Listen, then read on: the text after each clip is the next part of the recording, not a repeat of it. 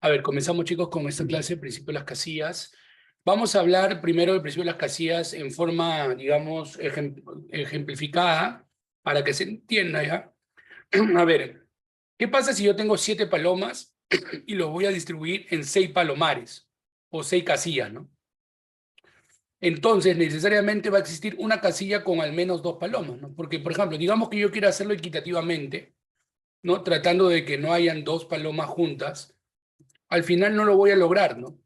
Porque va a quedar una paloma suelta y esa paloma va a tener que ocupar el espacio de otra, ¿no? Ahora, podrían ser que hayan más palomas, o sea, podrían ser que las 7 palomas estén al comienzo, ¿no? Pero lo que es fijo es que mínimo van a haber 2 en un mismo sitio, mínimo. No he dicho que no pueda ser más, puede ser más, ¿no? Pero mínimo van a haber 2, ¿no? ¿De acuerdo, chicos? Ahora, esto se puede hacer matemáticamente de la siguiente forma, ¿no? Vamos a utilizar la función techo, ¿no? ¿Qué significa esta función techo? Esta función techo significa lo siguiente, es el menor entero mayor o igual que X. El menor entero mayor o igual que X. Por ejemplo, si yo tengo la función techo de, digamos, 7, entonces ahí va a ser 7, ¿no? Porque tiene que ser menor o igual que él, ¿no? Perdón, mayor o igual que él, pero que sea entero, ¿no? Como 7 es entero, normal. Pero, por ejemplo, si yo tengo la función techo de pi, como pi vale 3,14, entonces, de todos los enteros mayores que 3,14, o sea, del 4, 5, todos estos son enteros mayor que 3,14, ¿no? Aproximadamente 3,14. Entonces, de todos esos enteros que son mayores que pi, el menor es el 4. O sea, es como que agarras el más cercano, pero que sea mayor, no que sea menor. No vayas a poner 3. Por ejemplo, la función techo de, digamos, 22 quintos, como 22 quintos es 4,5, 4, algo, ¿no? Entonces, esto va a ser 5, ¿no? Entonces, eso es la función techo. Ahora, ¿cómo se utiliza la función techo en el principio del palomar? Bueno, tú simplemente agarras, pones función techo y vas a dividir el total de palomas entre el total de casillas, ¿ya? Que en este caso son 6. Ahora, recuerda que el número que va arriba es el total de objetos que vas a distribuir, ¿no? Pueden ser números, pueden ser múltiplos, pueden ser divisores, pueden ser casillas de un tablero, ¿no? Y el número de abajo vienen a ser justamente las casillas en las cuales ellos van a ser distribuidos, ¿no? Que podrían también ser cualquier tipo de objeto. Ahora, si tú aplicas este menor entero mayor igual que esto, como esto es 1, algo, el menor entero mayor que esto sería 2, ¿no? ¿Y este 2 qué te va a estar indicando? Pues, bueno, como en este caso son 7 palomas y son 6 casillas, lo que te indica pues es que existe una casilla con al menos 2 palomas. Eso te está indicando, ¿no? Ahora, eso de las casillas y de las palomas, no, obviamente no siempre te va a venir así en el problema, ¿no? O sea, digamos que yo quiero cambiar las palomas, yo lo cambio por números enteros consecutivos, ¿no? O sea, que mis palomas van a ser ahora enteros consecutivos, ¿no? Y mis 6 casillas van a ser los restos o residuos en módulo 6. Entonces, tú sabes que en módulo 6 hay 6 residuos, ¿no? Que, por ejemplo, que un número sea múltiplo de 6 más 0 o C6, el otro que sea múltiplo de 6 más 1, el otro que sea múltiplo de 6 más 2, el otro que sea múltiplo de 6 más 3, el otro que sea múltiplo de 6 más 4 y el otro que sea múltiplo de 6 más 5, ¿no? Ahora, acá ya me di cuenta que no necesito decir consecutivos, solamente enteros. Pregunta, si yo tengo 7 enteros, pero yo sé que solamente hay 6 tipos de residuos en módulo 6, ¿no? ¿Qué puedo asegurar? ¿Mm? ¿Qué puedo asegurar si solamente tengo 6 residuos disponibles, pero tengo 7 enteros? Lo mismo que está pasando acá con la palomita. Mira, así como acá hay 2 palomitas juntas, tú puedes asegurar que van a haber 2 números que van a estar dentro de una misma cajita de Estas son las cajitas, ¿no? Las casillas. ¿Y qué significa 2 números en una misma casilla? Que dejan el mismo resto en módulo 6. O sea, tú podrías decir, en ese caso ya no hablamos de palomas, ¿no? Sino hablamos de restos, ¿no? Entonces tú podrías decir que existen 2 números que dejan el mismo resto en módulo 6, ¿no? O que es lo mismo decir que al dividirlo entre 6 dejan el mismo residuo, ¿no? ¿Y qué más se puede inferir de acá? ¿De acá qué se infiere, chicos? Si tú ya tienes 2 números que dejan el mismo resto en módulo 6, ¿qué pasaría con esos 2 números? ¿Mm? ¿Alguien sabe? ¿Qué sucede con esos 2 números?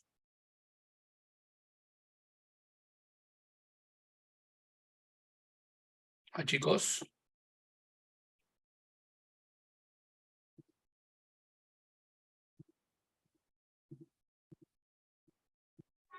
¿Son congruentes, profesor?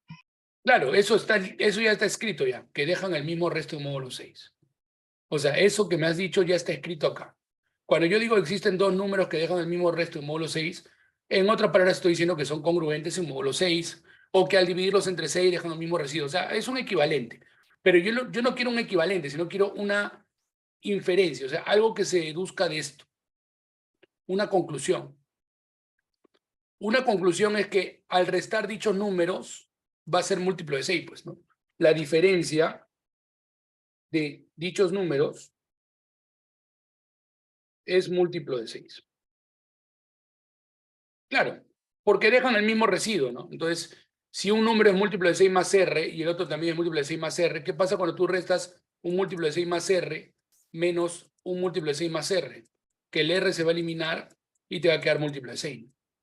Entonces, ¿ves? Eso serviría para demostrar que cuando tú tienes 7 enteros distintos, debería decir, ¿no? 7 enteros distintos, ¿ya? Distintos. Eso sí, distintos. Entonces, necesariamente, aunque podrían ser iguales también, ¿ah? Si son iguales también cumple. Claro, 7 enteros. O sea, siempre que tengamos 7 enteros, no importa si son consecutivos, si son iguales, si son distintos, siempre va a haber 2, por lo menos 2, que dejan el mismo resto en módulo 6. Siempre. Intenten si quieren. A veces van a encontrar hasta más, van a encontrar 3, 4, pero fijos son 2. Lo mínimo es que 2 van a existir, ¿no? Y de ahí se descubre pues que al restar esos números siempre va a ser múltiplo de 6, ¿ya? Ahora, este es el caso 1 cuando el total de objetos a distribuir es 1 más que el total de casillas, ¿no? Pero hay un caso ya más general, ¿no? Por ejemplo, ¿qué pasaría si fuesen 7 palomas en 2 casillas? Entonces, aplicando la función techo, 7 entre 2, tú sabes que es 3,5, ¿no? Entonces, eso te va a salir 4. Entonces, ¿qué te indica este 4? Bueno, tú estás distribuyendo 7 palomas en 2 casillas. O sea, este 4 significa que existe una casilla con al menos 4 palomas, ¿no? ¿De acuerdo? Y eso también se puede demostrar por contradicción. O sea, digamos que tú no quieres que hayan al menos 4 palomas. Entonces, lo máximo sería 3, ¿no? Menor o igual que 3 y menor o igual que 3. Pero si acá es menor o igual que 3 y acá es menor o igual que 3, el total sería menor o igual que 6. Pero tú tienes 7, entonces va a ser imposible, ¿ves? Es una contradicción. Entonces necesitas que al menos una tenga 4, o si quieres ponerle más, ponle, pero mínimo 4, ¿no? Y eso también se puede comprobar haciendo una distribución más o menos equitativa, ¿no? O sea, tratando de ser equitativo. Uno hembra, uno macho, uno hembra, otro macho, otro hembra, otro macho, pero al final te sobra uno, ¿ves? Y ese uno o va a estar con las hembras o va a estar con los machos, ¿no? Dependiendo. Entonces, en ese caso, ves, haciendo una distribución equitativa, que es más o menos lo que está pasando acá, ¿no? Al dividir 7 entre 2, lo que estoy haciendo es una distribución equitativa. Ahí se descubre que existe una casilla, en este caso un sexo, donde al menos hay 4 palomas del mismo sexo, ¿no? Ahora, podrían ser que esas 4 palomas también sean hembras. Entonces, acá hay algo importante, ¿no? Que primero, cuando yo digo existe una casilla, quiere decir que mínimo es una, pero pueden ser más, ¿ya? O sea, pueden haber más casillas que es donde suceda eso. Y también cuando yo digo, tampoco sabemos cuál es la casilla, ¿no? No sabemos cuál es la casilla. Pero sabemos que existe una.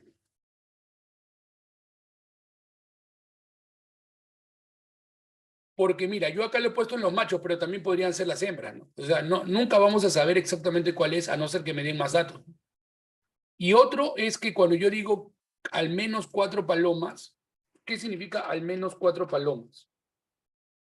Significa 4 o más, pero nunca menos de 4.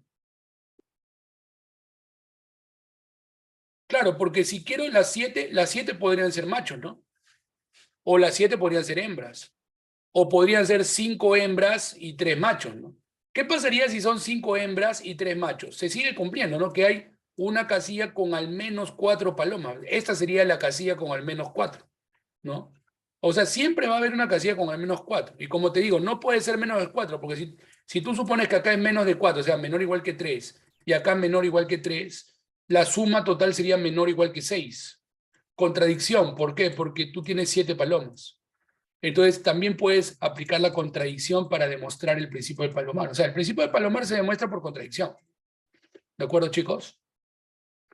No sé si hasta ahí tienen alguna duda o alguna pregunta que hacer. Muy bien, entonces ya explicado esto, vamos a comenzar con algunos problemas. Vamos a ir con problemas más o menos regulares hasta problemas difíciles, ¿no? A ver, acá dice, Bruno elige un número entero positivo X.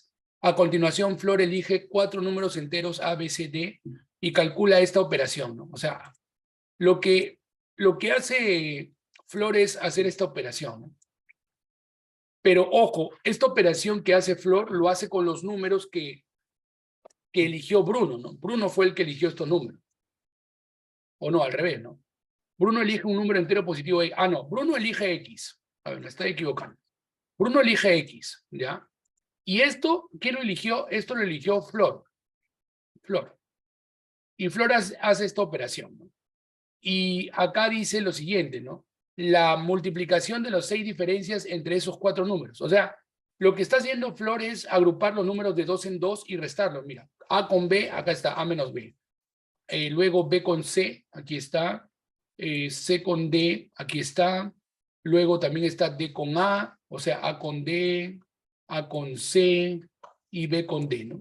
Si hacemos un poquito de combinatoria, lo que ella está haciendo es una combinación de 4 números tomados de 2 en 2, ¿no? Y tú sabes que eso sale 6, ¿no? O sea, quiere decir que acá están todas las combinaciones, ¿no? ¿De acuerdo?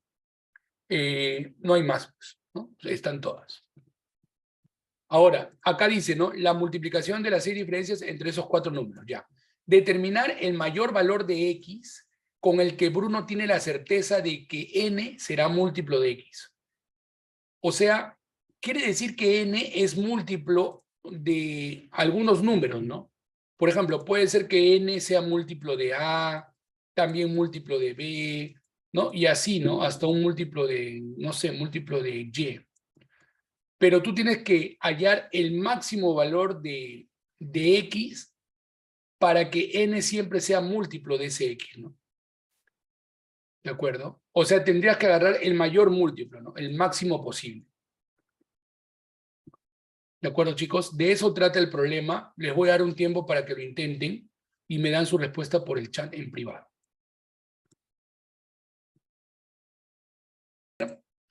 que quizá una idea es tomar algunos números, por ejemplo, el 1, 2, 3, 4, ¿no? Que creo que a la mayoría se le ocurre. Pregunta, ¿cuánto saldría n si yo voy restando, ¿no? 1 menos 2, a ver, vamos restando, ¿ya? 1 menos 2 sería menos 1.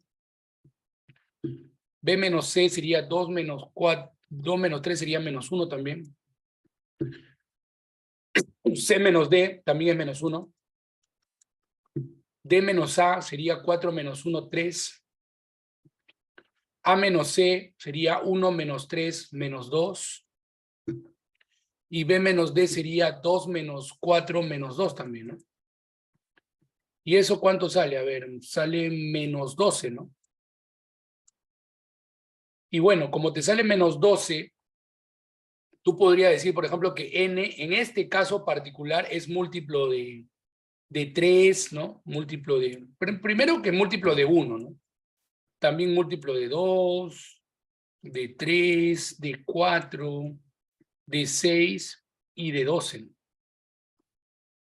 Pero la pregunta es, chicos, ¿se podrá más de 12? ¿Qué dicen ustedes?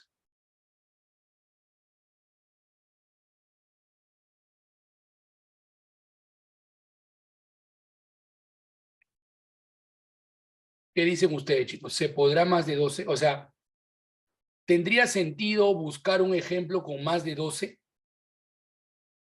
No, profesor, porque sería una contradicción con lo que dice que tengamos certeza. Exactamente, Mauricio, muy bien. O sea, chicos, que si ya encontré acá un máximo que es 12, ya no tendría sentido buscar pues otro que sea 24 o 36. ¿Por qué? Porque de repente tú puedes encontrar ejemplos que sea múltiplo de 24, múltiplo de 36, pero eso no significa que el máximo va a ser 24. ¿Por qué? Porque si el máximo fuese 24, entonces este también tendría que ser múltiplo de 24, ¿no? ¿Me entiende? Porque acá te dicen que Bruno tiene que tener la certeza. ¿Qué significa que él tenga la certeza? Que siempre, siempre ocurra que cuando él dice que n es múltiplo de x, eso ocurre en todos los casos, incluyendo este, pues, ¿no?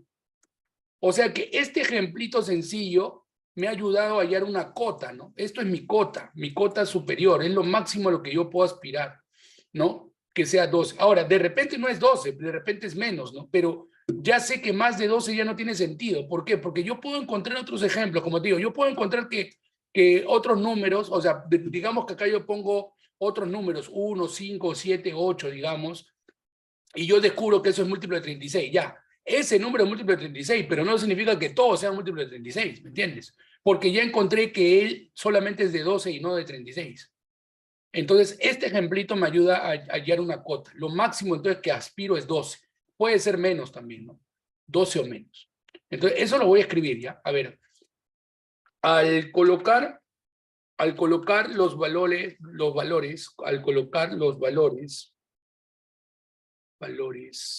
A igual a 1, B igual a 2, C igual a 3, D igual a 4, notamos que N es 12.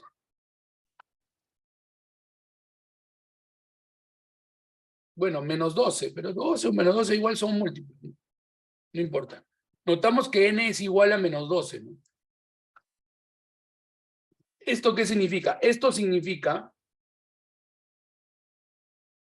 que el máximo valor de X que aspiramos, el máximo valor de X que podemos aspirar es 12. Ya no tendría sentido buscar más, pues chicos. Porque como te digo, ¿no? Tú puedes encontrar ejemplos donde n sea múltiplo de 30, múltiplo, digamos, de 48, múltiplo de 60, pero eso no siempre se va a cumplir, pues. ¿Por qué? Porque, por ejemplo, lo que te ha salido acá no es múltiplo ni de 30, ni de 48, ni de 60. O sea, tú puedes encontrar algunos ejemplos, pero eso no te indica que siempre va a ser. O sea, no te da la certeza. ¿Ya? Entonces, esto nos ha ayudado un poquito. Ahora, aquí notamos algo, ¿no? Miren, ¿qué pasa cuando tú tienes A, B, C, D? Tú cuando tienes A, B, C, D, que primero que nada, tú estás restando A menos B, B menos C, C menos D, ¿no? Entonces, vamos a analizar primero Tú sabes que para demostrar que es múltiplo de 2 tenemos que demostrar que es múltiplo de 3 y múltiplo de 4, ¿cierto? ¿Cierto, chicos? Entonces, eso es lo que vamos a tratar de demostrar, ¿no? Que este número siempre es múltiplo de 3, múltiplo de 4, por lo tanto siempre es múltiplo de 12, y 12 sería el mayor valor, ¿no? Ahora, primero comencemos con múltiplo de 4. Tú sabes que cuando tú tienes A, B, C, D, tienes estas posibilidades, ¿no? Que sea par, par, par, par, que todos sean pares, ¿no? También puede ser que sean 3 pares, no importa el orden, y un impar. ¿Sabes por qué no importa el orden? Porque igual acá están todas las diferencias, ¿no? O sea, están todas las combinaciones, por lo tanto no va a importar el orden. Otra posibilidad es que sean 2 pares y 2 impares. Otra posibilidad es que sean 3 impares, o perdón, un par y 3 impares. Y otra posibilidad es que todos sean impares. Ahora mira, en el primer caso, comencemos con este primer caso. Si A y B son pares, A menos B es par, y B menos C también es par. Entonces, par por par, esto sería múltiplo de 4. O sea, esto esto hace que N sea múltiplo de 4, necesariamente. En este caso también, ¿no? Porque A menos B, de nuevo, esto es par, y B menos C también es par, de nuevo, aseguras que N sea múltiplo de 4. Ahora, si son 2 pares y 2 impares, A menos B va a ser par, y C menos D, o sea, cuando tú restas impar menos impar también sale par, o sea, también aseguras que sea múltiplo de 4. Y si te das cuenta, esto es lo mismo, sino que el simétrico nada más, ¿no? O sea, esto, por ejemplo, es el simétrico de él, y él el simétrico de él, ¿no? Entonces, va a pasar lo mismo, ¿no? Por ejemplo, si estos últimos son impares, B, C, D, entonces B menos C va a ser par, y C menos D va a ser par. Por lo tanto, par por par va a ser múltiplo de 4. Y si todos son impares, con más razón, ¿no? Porque impar menos impar sale par, ¿no? Y par por par sigue siendo múltiplo de 4. Ahora, en algunos casos es múltiplo hasta de 16. Creo, mire, en este caso es múltiplo hasta de 32, ¿no? 32 porque esto va a ser par, par, par, par, par, par, ¿no? O sea, llega a ser múltiplo de 32, pero eso no es en todos los casos, ¿no? Porque, por ejemplo, el de acá ya no es múltiplo de 32. Pero lo que sí es en todos los casos, lo que sí es fijo es que todos son múltiplos de 4. ¿Ya? Entonces, con eso ya estamos asegurando que n fijo es múltiplo de 4, siempre. En algunos casos va a ser múltiplo de 8, múltiplo de 16, pero eso es en algunos. Yo estoy buscando la certeza. Y la certeza significa que tiene que cumplirse siempre, no solamente en algunos. ¿Ya? Listo. Ahora, ¿cómo aseguro para que sea múltiplo de 3, chicos? Fácil. Pues. Ahí vamos a aplicar el principio de las casillas. Mira, tú tienes 4 numeritos. Y tú sabes que en módulo 3 tú tienes solamente 3 casillas, ¿no? Que un número sea múltiplo de 3, que sea múltiplo de 3 más 1, o que sea múltiplo de 3 más 2, ¿cierto, chicos? Entonces te pregunto, si tú tienes 4 numeritos, pero solamente tienes 3 posibilidades, aplicando el principio de las casillas, si tú divides 4 entre 3, esto te sale 2. Pregunta, chicos, ¿qué significa ese 2? ¿Qué significa ese 2, por favor? ¿Mm? Ya les enseñé. Su diferencia va a ser 3, múltiplo de 3. Muy bien, o sea, esa es la conclusión final, ¿no? Pero inicialmente, ¿qué significa? Que van a haber mínimo 2 números en una misma cajita, o sea que van a haber 2 números, o sea que existen 2 números que dejan el mismo residuo, ¿no? Existen 2 números que dejan el mismo resto en módulo 3. Eso es lo que significa. O sea que, por ejemplo, puede ser que A y B ambos sean múltiplo de 3 más 1, ¿no? O que A y D ambos sean múltiplo de 3. O que B y C ambos sean múltiplo de 3 más 2. Ahora, podrían haber más, no sé, pero lo que sí es que existen 2.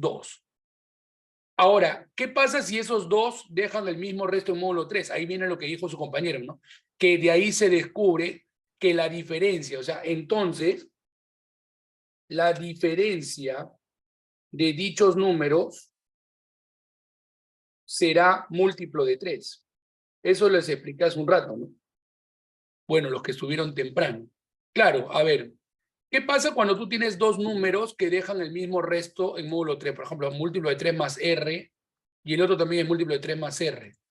Entonces, al restar A menos B, el R se elimina y te va a quedar múltiplo de 3.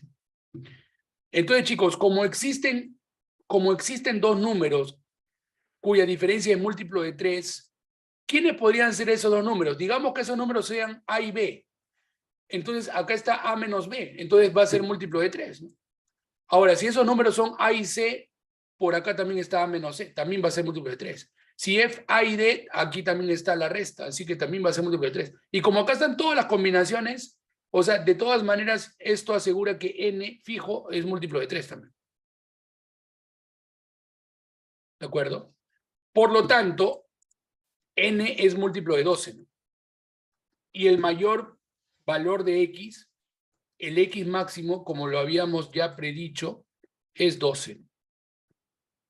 Más de 12 se podrá cumplir en algunos casos, pero 12 se va a cumplir en todos los casos. O sea, en todos los casos, para cualquier número que elija Flor, o sea, siempre que elija Flor 4 números, cualquiera que sea, siempre el máximo valor de X va a ser 12. ¿De acuerdo, chicos? Siempre. Y en algunos casos va a ser más de 12, en algunos casos va a ser 24, 36, en algunos. Pero en todos, el 12 siempre va a estar presente. ¿Ya, chicos? ¿Quedó claro o hay alguna duda?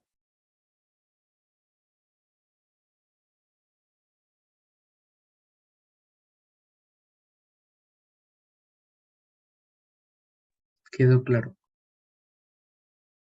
¿Listo? Vamos entonces con el problema 2.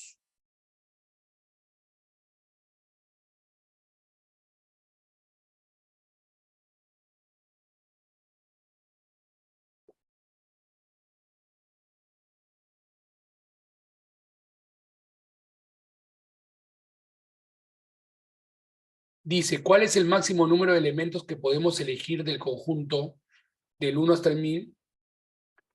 De tal forma que no existan dos de ellos que tengan la misma suma de dígitos.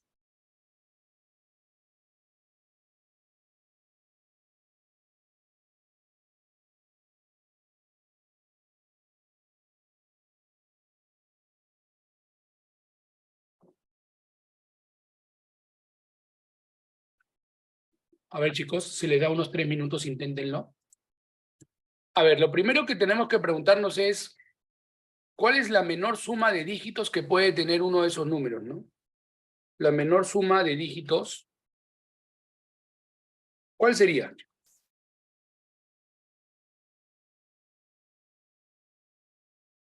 ¿Cuál sería la menor suma de? Sería 1, ¿no? Por ejemplo, el 1000 o el mismo 1, ¿no? El mismo 1 o el 100, ¿no? 1, ¿no? ¿Ya, chicos? ¿Y cuál creen que sería la mayor suma de dígitos?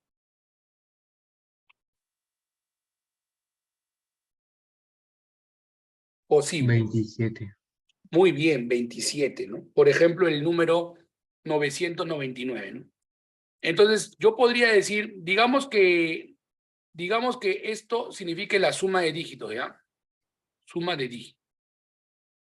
Cuando yo ponga eso, significa suma de dígitos.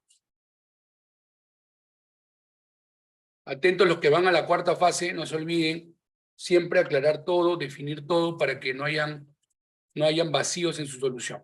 Entonces, yo puedo decir que la suma de dígitos varía entre 1 y 27, ¿no?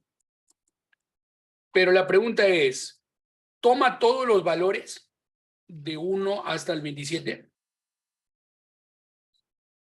Bueno, del 1 hasta el 9 es fijo, ¿no? Porque del 1 hasta el 9 puedes usar los números de un dígito, ¿no? Entonces, del 1 hasta el 9 ya está. Ahora, ¿se podrá con 10? O sea, ¿se podrá que la suma de dígitos es 10? ¿Se podrá hacer? Sí, ¿no? Por ejemplo, con el 28 o el 55, hay un montón, ¿no? Etcétera. Ahora, si tú quieres que la suma sea 11, fácil, pues en lugar de poner 28, pone 29, ¿no? O en lugar de poner 55, pones 56. Si quieres que la suma de dígitos sea 12, en lugar de poner 56, pones 57, ¿no? Si quieres que sea 13, pones 58. Si quieres que sea 14, pones 59. Ahora, si quieres que sea 15, ya no te conviene seguir así, ¿no? Pero podrías poner 555, por ejemplo, ¿no? Y así sigue, ¿no? Si quieres que sea 16, a este le aumentas 1, ¿no? Sería 556. Entonces, chicos, como pueden darse cuenta, siempre va a ser posible. O sea, que quiere decir que esa suma de dígitos toma todos los valores, ¿no? Y eso también sería bueno que lo escriban, ¿no? Sobre todo los que van a la cuarta fase. Sí llega a tomar todos los valores, ¿no? Sí llega a tomar todos los valores comprendidos en ese intervalo.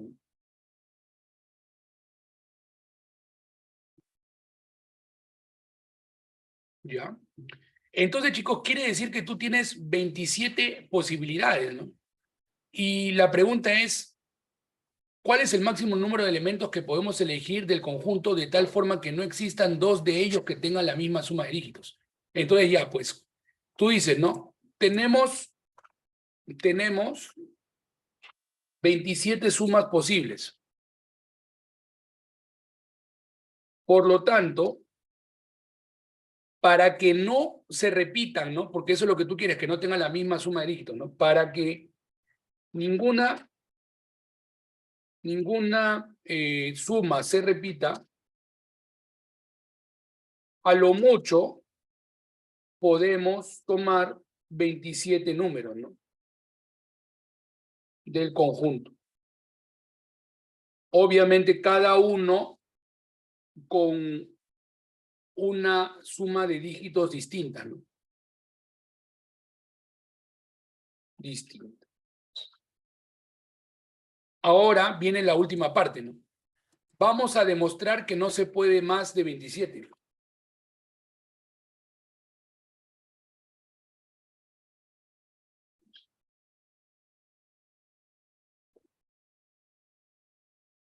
Supongamos que sean 28 o no, supongamos, sin pérdida de generalidad,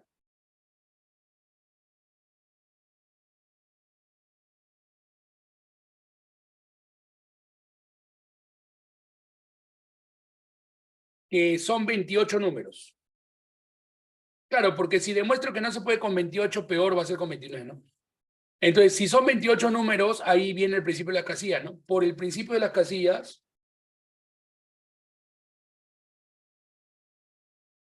existirán,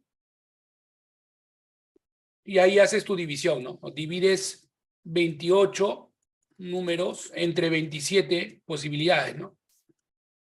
Y esto, como es 1, algo, te va a salir 2, ¿no? ¿Y este 2 qué significa? Que existirán dos números con la misma suma de dígitos, ¿no? Existirán dos números con la misma suma de dígitos, ¿no? O sea, ahí se repite la suma, ¿no? Necesariamente. Ya, chicos, existirán dos números con la misma suma de dígitos.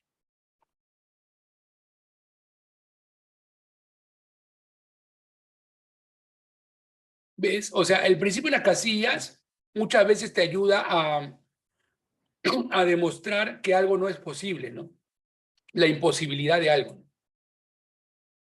¿De acuerdo, chicos? Entonces, la respuesta final de este problema la ponemos bien grande, ¿no?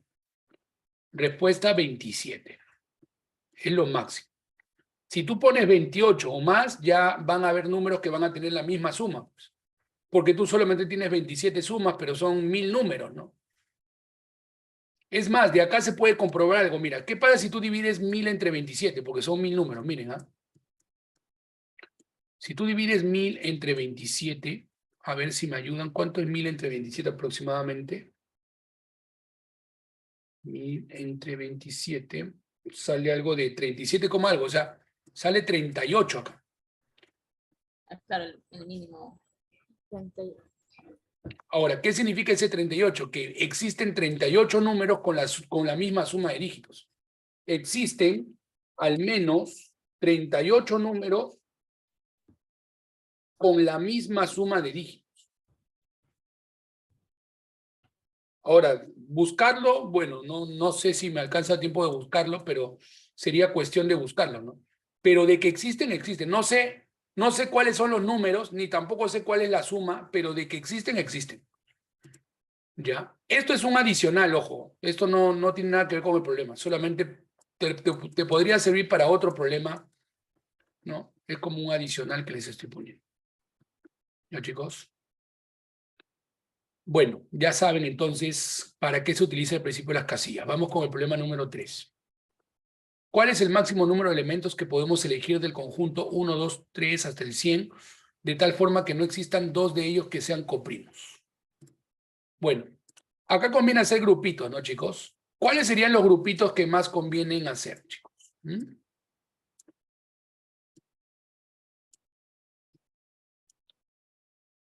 Como tú quieres evitar que no existan, o sea, tú quieres evitar que existan dos de ellos que sean coprimos, entonces justamente vas a formar parejitas, por ejemplo, el 1 con el 100, ¿no? O el 1 con el 2. ¿Por qué? Porque tú sabes que cuando son consecutivos siempre son coprimos, ¿no? Por ejemplo, el 3 con el 4. El 5 con el 6. ¿No? Al final va a estar 97 con 98. Esto continúa, ¿no?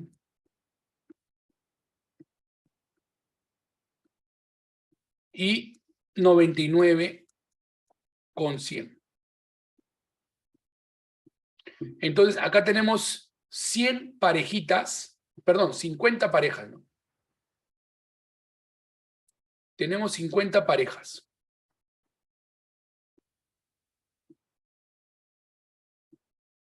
Pero, ¿qué notamos? Que de cada pareja, yo ¿cuántos debo de elegir máximo? 1, ¿no?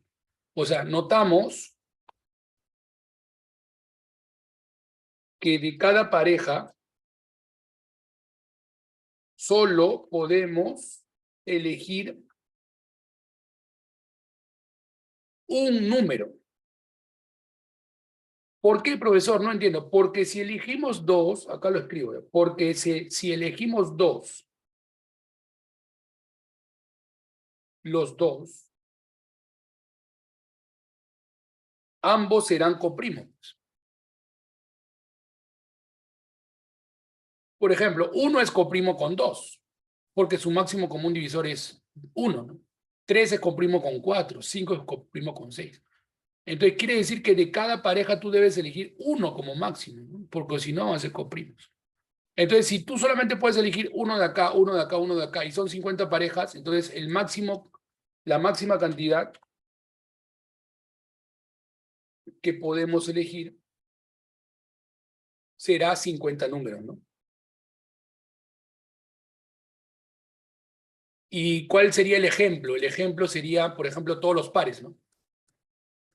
O sea, el 2 con el 4, con el 6, hasta el 100, ¿no? Claro, porque como son pares, nunca van a ser coprimos, ¿no? Van a tener siempre un divisor común que es el 2, ¿no? Mínimo. Entonces, ese es lo máximo que se puede escoger, ¿no? 50 números. Ahora, profesor, ¿pero usted por qué lo agrupa así? A ver, te explico. Esta es una agrupación que solamente me está indicando que si yo elijo un número más, siempre va a pasar que, por ejemplo, el 5 va a estar con el 6, o el 97 con el 98, o el 3 con el 4. O sea, de repente habrá otra forma de agrupar, pero de hecho, si tú pones un número más, de hecho, uno de estos casos va a pasar, que esté el 1 con el 2, el 3 con el 4, el 5 con el 6, o sea, que hayan dos números consecutivos, de hecho. ¿De acuerdo, chicos? Pero no es porque yo los haya agrupado así, o sea, así no los haya agrupado, igual va a pasar eso. Sino que agruparlo de esta manera me permite verlo más fácil y hacerlo más sencillo, ¿no? Ahora, aquí vamos a demostrar que no se puede con más de 51, ¿no? Supongamos que elegimos 51 números.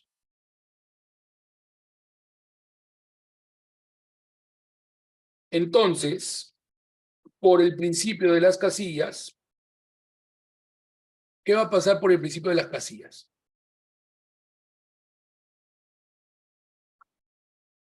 existen, y acá haces la división, ¿no? Vas a tener que dividir 51 números en 50 casillas, ¿no? 50 parejas, 50 casillas. O sea, cada pareja es una casilla. Esto te va a salir 1, algo, o sea que va a salir 2, ¿no? ¿Y eso qué significa? Que existen dos números que están en la misma casilla, ¿no? Dos números en la misma casilla. Y estos serán coprimos, pues, ¿no? Entonces, por eso que no puedes, con más de 50 no se puede, lo máximo es 50. Entonces, la respuesta final, 50. ¿Dudas, preguntas? Todo claro, profesor. Chévere, muchas gracias. Vamos con el problema 4. ¿Cuál es la máxima cantidad de números que podemos escoger del conjunto 1, 2, 3 hasta el 22, de modo que no existan dos de ellos cuya suma sea un número primo? Ya a ver, como justamente me dicen número primo, voy a hacer esta estrategia, mira. Más o menos recordando lo que hizo Gauss. ¿Se acuerdan lo que hizo Gauss para sumar números? Él escogió los extremos, ¿no? ¿Y qué pasa? Que justo acá da la coincidencia que 1 con 22 sumados es 23, ¿no? Y 23 es primo. Entonces, ¿qué pasa? Que si yo pongo 2 con 21, que es el otro, ¿no? Los otros extremos, también va a ser primo, ¿no? 3 con 20 también va a ser primo, ¿no? Hasta que al final, ¿quién va a estar? Va a estar el 11 con el 12, ¿no? Y acá vamos a tener 11 parejas, ¿no?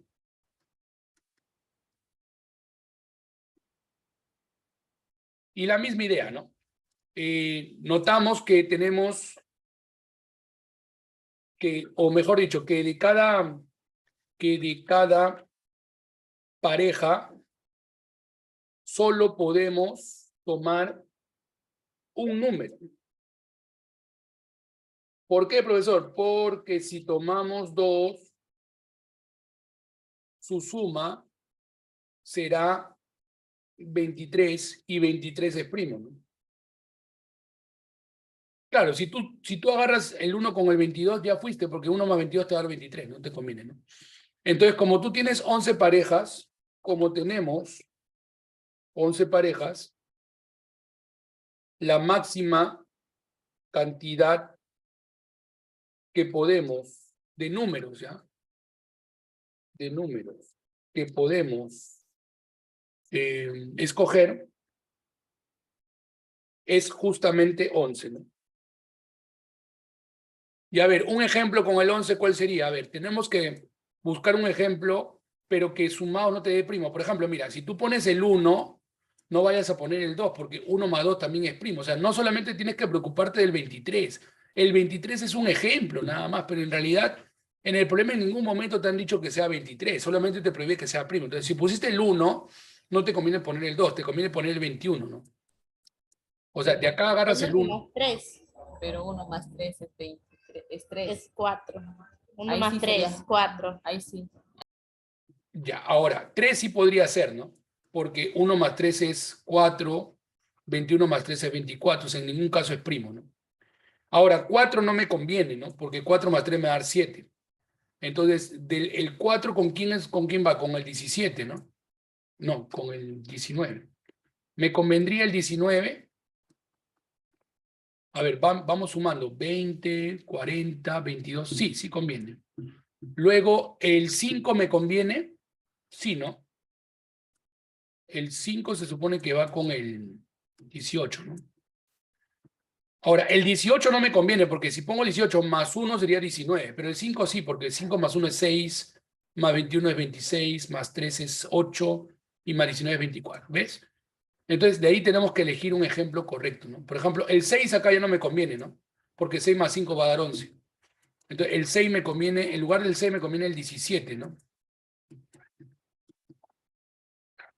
Luego, no sé si me conviene el 7 o el 16. A ver, ¿qué dicen ustedes? Me conviene Todos los impares, profesor. todos los impares, ¿no? Claro, todos los impares, ¿no? Porque al sumar un impar con un impar va a dar par, nunca va a ser primo, ¿no? Entonces, de la otra pareja, en lugar de agarrar el 16, agarro el 7, ¿no? De la otra pareja, que es el 8 con el 15, agarro el 15, ¿no? De la otra pareja, que es el 9 con el 14, agarro el 9. Y el 10 con el 13, agarro el 13. Y del 11 con el 12, agarro el 11, ¿no? Ahora, ¿habrán otras formas? Quizá habrán otras formas, ¿no? Pero esto ya es un ejemplo listo. Ahora, ¿se podrá con más de 11? A ver, supongamos que se pueda con 12 números. Que se pueda elegir 12 números. Entonces, nuevamente, ¿no? Por el principio de las casillas, PC nada más voy a poner al principio de las casillas, yo voy a dividir 12 números entre 11 parejas, ¿no? Y eso me va a salir 2. ¿Y eso qué significa? Que va a existir 2 números en la misma pareja, ¿no? 2 números en la misma pareja. Y su suma será 23, ¿no? Porque justamente eso lo he hecho a propósito, ¿no? Y eso es una contradicción, pues, ¿no? Porque 23 es primo, ¿no? Por lo tanto, chicos, lo máximo es 11, ¿no? Respuesta 11.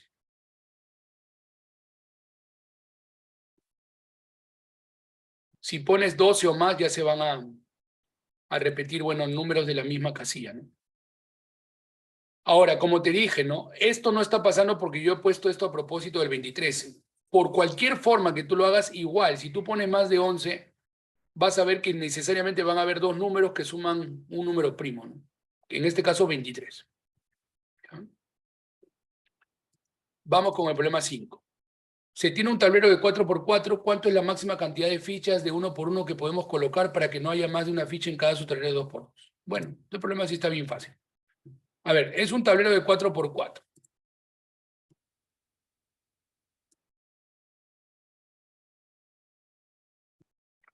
Les cuento que estaba un poco enfermo, estaba mal del estómago y todo con fiebre, pero cuando hago clases se me olvida. Entonces, ahí está mi tablero de 4x4. Y si tú te das cuenta, en este tablero de 4x4 hay 4 subtableros de 2x2, ¿no? Hay 4 subtableros de 2x2. Entonces, ¿cuánto será la mayor cantidad de fichas que puedes colocar? Como hay 4 y tú quieres que no haya más de una ficha en cada subtablero, entonces, como tú dices, ¿no? Como en cada subtablero coloreado, ¿ya? Hay como máximo una ficha y tenemos 4 subtableros, el máximo de fichas también es 4, ¿no? Claro, máximo 4 fichas, ¿no? Ahora, cuidado dónde pones las fichas, ¿eh? Porque, por ejemplo, tú dices, la ficha lo pongo donde sea, lo voy a poner acá 1, 2, 3 y 4. Eso no está bien, ¿sabes por qué? Porque cuidado que esto también es un subtablero y ahí estás poniendo 2 fichas.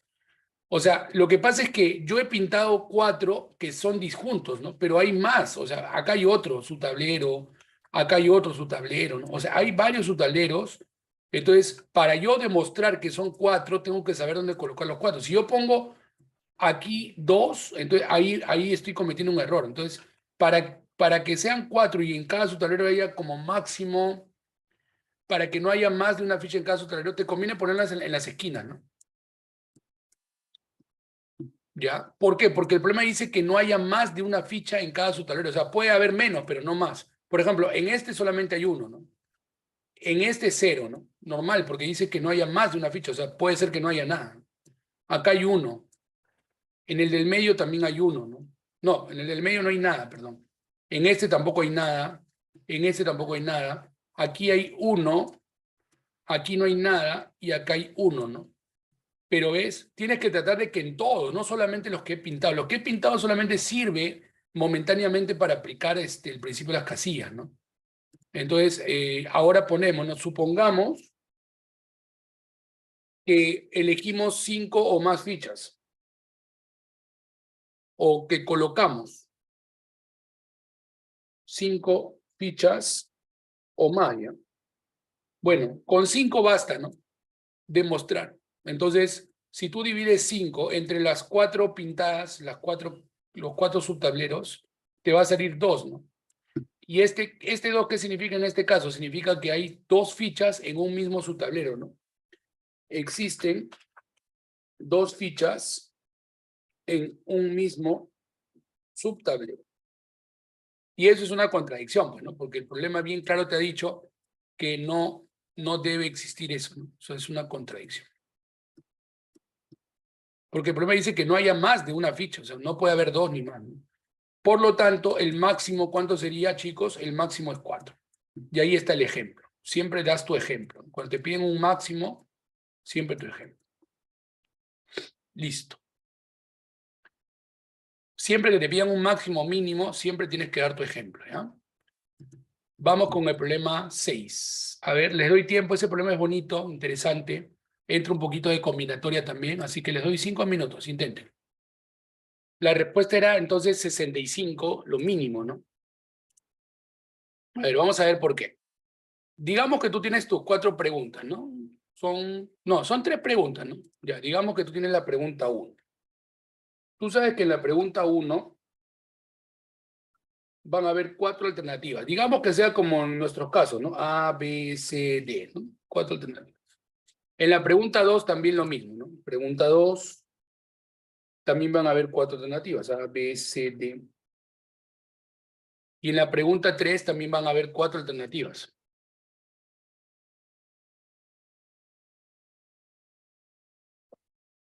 A, B, C, D, ¿no?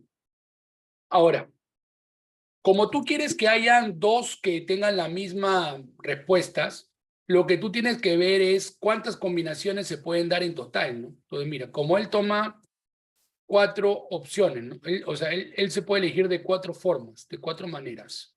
Él también de 4 maneras. Y él también de 4 maneras. Entonces, por el principio de multiplicación, 4 por 4 por 4, te van a salir 64 combinaciones. ¿Qué significa ese 64, profesor? Por ejemplo, significa que una posibilidad es que toda te salga la A, ¿no? A. Otra que la primera te salga A, la otra B, ¿no? Y así, ¿no? A, B, C. Puede ser también D, A, B, ¿no? O sea, todas las claves que tú puedes marcar, ¿no? Todas las claves son 64, ¿ya? Entonces, ¿qué quiere decir, chicos? Que este 64, ¿qué quiere decir? Que hasta 64 es posible que no se repita nada, ¿no? A ver, yo digo, ¿no? Como hay 64 posibilidades, mira, como hay 64 posibilidades de marcar las 3 respuestas o de responder las 3 preguntas, ¿ya? Las 3 preguntas. No, ¿cómo lo digo? A ver, hay 64 posibilidades de marcar, ¿ya? Las 3 preguntas del examen. Entonces, quiere decir que hasta 64 pueden ser distintos, ¿no? O sea que como máximo puede haber 64 alumnos con respuestas distintas, ¿no? Claro, ¿por qué no? O sea, puede darse el caso que todos respondan distintos, pero lo máximo es 64, ¿no? Pero tú quieres que tú necesitas, ¿cuántos alumnos se necesitan como mínimo para garantizar que haya 2 de ellos, ¿no? Entonces, hasta 64 es posible que no se repita, ¿no? Ninguno. Pero, ¿qué pasa si viene un alumno más? Entonces, Ahí aplicamos el principio de las casillas, ¿no? Si fueran 65 alumnos, entonces, por el principio de las casillas, existen, y ahí divides, ¿no? Divides 65 entre 64. Y eso te va a salir 2, ¿no? ¿Y qué significa este 2? Significa que van a haber 2 alumnos que marcaron la misma secuencia de respuestas, ¿no? 2 alumnos marcaron la misma secuencia de respuestas. Y eso es lo que quieres, pues, ¿no? El problema dice cuántos alumnos se necesitan como mínimo para garantizar que hay 2 de ellos con la misma respuesta. Entonces, lo mínimo es 65.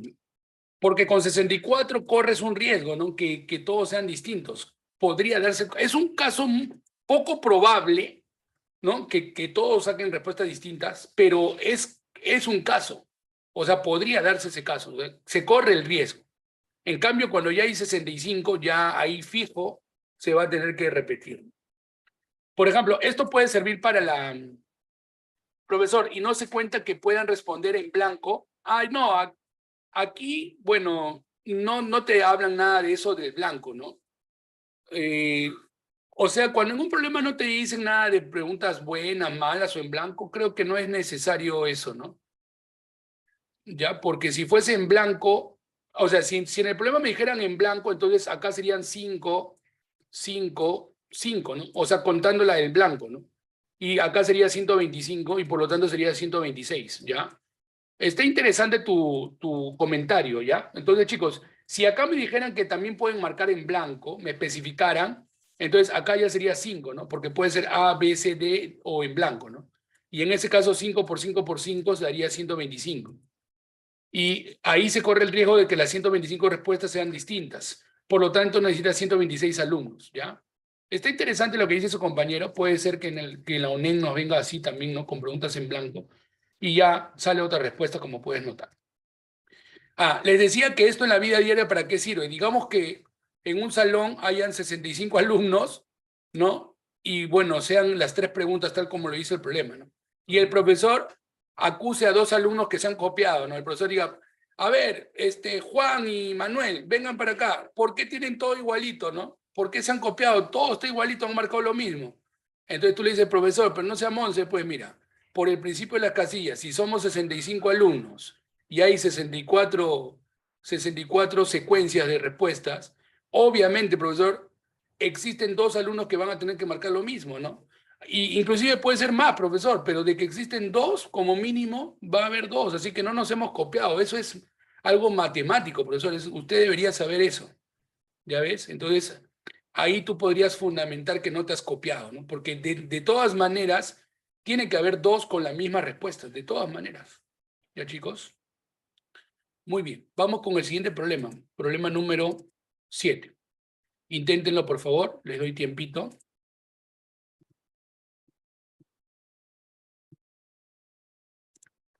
Dice, Juan escribe en la pizarra 7 enteros positivos. Puede escribir el mismo número más de una vez. Pruebe que en la pizarra hay 2 números cuya suma o diferencia es divisible por 10. Ya pues, chicos, si son 7 números, ¿no? 7 números, 7 enteros. Y tú quieres demostrar que hay 2, entonces tú tienes que más o menos decir, a ver, si yo quiero que sea 2, entonces mínimo necesito 6 casillas, ¿no? Para que me salga 2, ¿no? Lo que pasó con las palomas y los palomares, ¿no? Entonces, tú tendrías que buscar una idea genuina, una idea, digamos, digamos, intuitiva también, de buscar 6 casillas, ¿no? ¿Y quiénes podrían ser mis 6 casillas, no? Porque con 6 casillas, si yo divido 7 entre 6, me va a salir 2, ¿no? El menor entero mayor que eso. ¿De acuerdo? Entonces, acá con un poco de creatividad, un poco de imaginación, tus 7 casillas, ¿saben cuáles van a ser? Van a ser estos, mira. Múltiplo de 10. Acá pones múltiplo de 10 más menos 1. O sea, en lugar de ponerlos separados, lo pones juntos. Acá múltiplo de 10 más menos 2. Múltiplo de 10 más menos 3. múltiplo de 10 más menos 4 y múltiplo de 10 más menos 5. Ahí están todos, ¿cierto? ¿Cierto? Está el múltiplo de 10, múltiplo de 10 más 1, múltiplo de 10 más 2, múltiplo de 10 más 3, más 4, más 5. Aunque más 5 y menos 5 es lo mismo, ¿no? Pero bueno, podemos colocarle igual. Entonces, si son 7 números, o sea, digamos que tú tienes 7 numeritos, A, B, C, D, E, F y G. Y son 6 casillas, entonces ahí aplicamos, ¿no? Principio de las casillas. ¿Qué nos dice el principio de las casillas? Que si yo divido 7 números en 6 casillas, esto me va a salir 2. O sea que existen 2 números en la misma casilla, ¿no?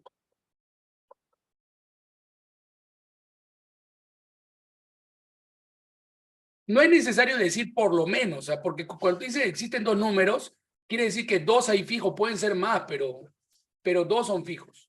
Ahora, digamos que esos números sin pérdida de generalidad, ¿no?